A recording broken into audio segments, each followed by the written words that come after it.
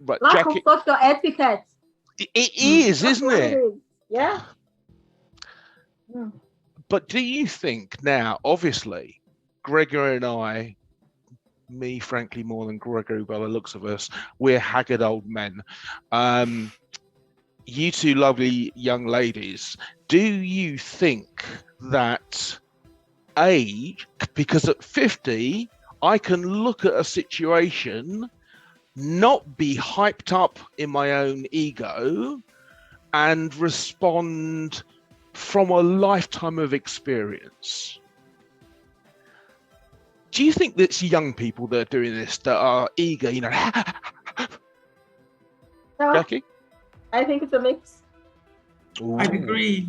What do you think, I think Jackie? it is. I've seen some.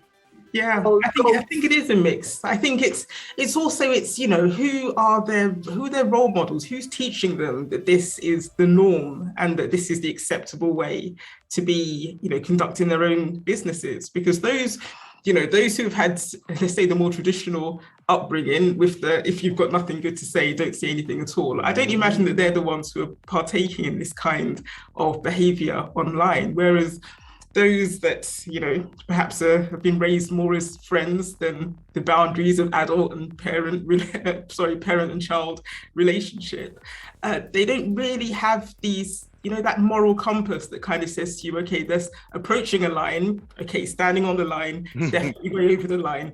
I think for some people it just doesn't exist.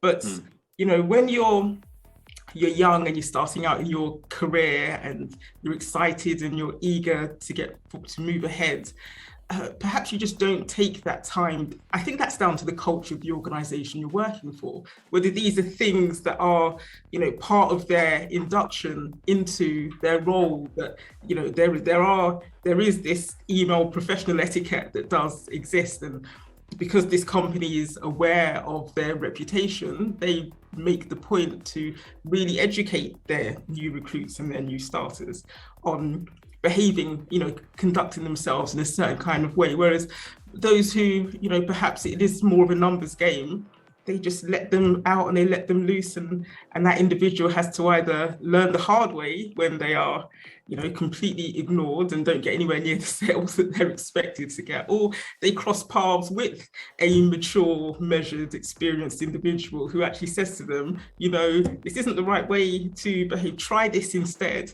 They give it a go because they're young and relatively open to learning, and they learn another way. So yeah, I think it does vary a lot. As you were explaining, I try to be nice to people, and like Gregory was saying, if you have time, it's sometimes okay to give some feedback. So if it's a LinkedIn message, I'll tend to keep it down to 5 words, like no thanks but no thanks, because I got these LinkedIn messages and that thing about email etiquette. So I used to work for a corporate, and we were specifically trained in email etiquette insofar as make sure you change the subject line so you're not forwarding so the person receiving it in their inbox knows it's specific. Line spacing between paragraphs, and a line spacing after each line as well. So it was literally line of text space, line of text space, and that way. And I only now know this because I've seen it the other way. Great blocks of text. Bricks. We call them bricks. Yeah, bricks. That's well put. Yeah. What is the deal with that, Julie? It's just like you say, a lack of education. I think a lack of education on what's needed in the digital space, especially on social media. People use social media like it's some kind of different world, but it is a world that we all live in now. And there has to be a level of social or digital etiquette that a lot of people just don't have because they don't have it as a person. And also, they don't really learn from people who are integral. I can tell you that there are people, coaches, quote unquote,